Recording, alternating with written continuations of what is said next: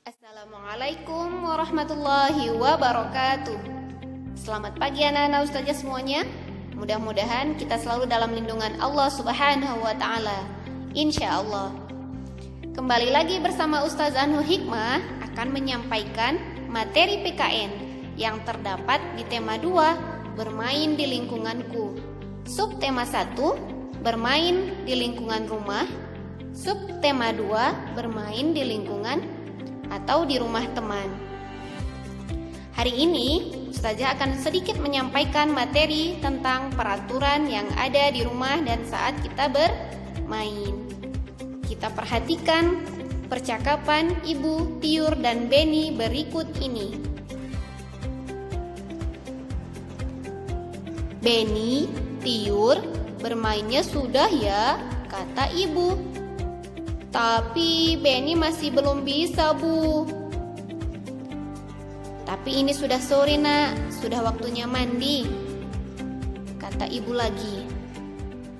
Iya, Dik. Besok kita lanjutkan bermainnya ya. Begitu kata Kak Tiur kepada Beni. Iya, Nak. Besok dilanjutkan berlatihnya. Kalau bermain tidak boleh lupa waktu, sambung ibu kembali.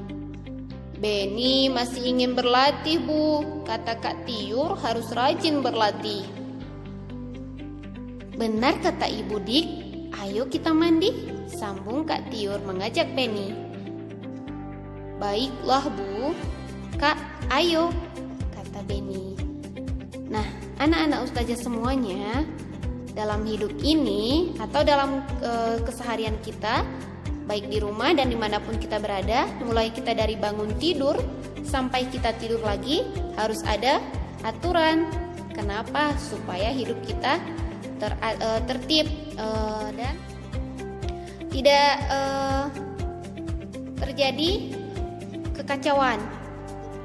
Jadi kalau misalnya nggak ada aturan, kita hidup sesuka hati kita, ya Nak ya. Aturan ada di mana-mana. Aturan berlaku di rumah, di masyarakat, di sekolah, dan di tempat bermain.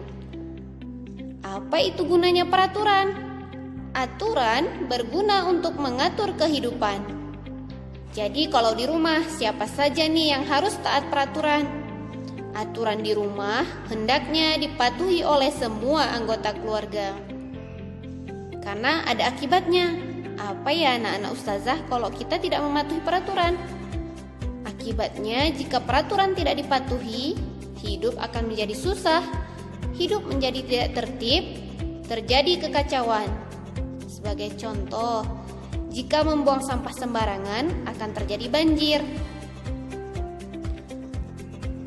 Dalam permainan juga ada aturannya.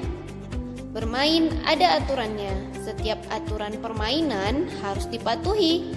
Ketika bermain tidak boleh curang. Aturan tidak hanya ada dalam permainan saja. Di rumah juga ada aturannya. Ustazah juga di rumah ada aturan. Anak-anak ustazah juga begitu ya. Jadi peraturan itu harus kita patuhi. Nah, ini ada beberapa contoh untuk hal-hal yang perlu kita lakukan dan tidak perlu kita lakukan. Yang pertama, menonton sampai larut malam. Kira-kira boleh atau tidak? Tidak boleh dilakukan, karena kita bisa terlambat tidur dan bangun subuhnya kesiangan. Yang kedua, membantu ayah dan ibu. Perlu dilakukan atau tidak? Nah, itu dia, perlu dilakukan. Selain kita mendapatkan pahala, kita juga membantu orang tua itu meringankan beban mereka. Yang ketiga, mengerjakan PR.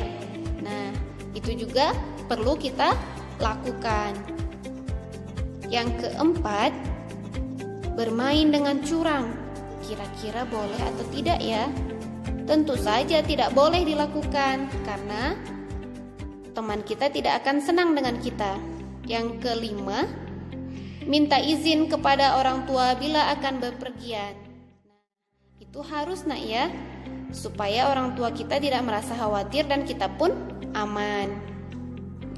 Ustazah akan menyampaikan apa saja manfaat dari mematuhi peraturan.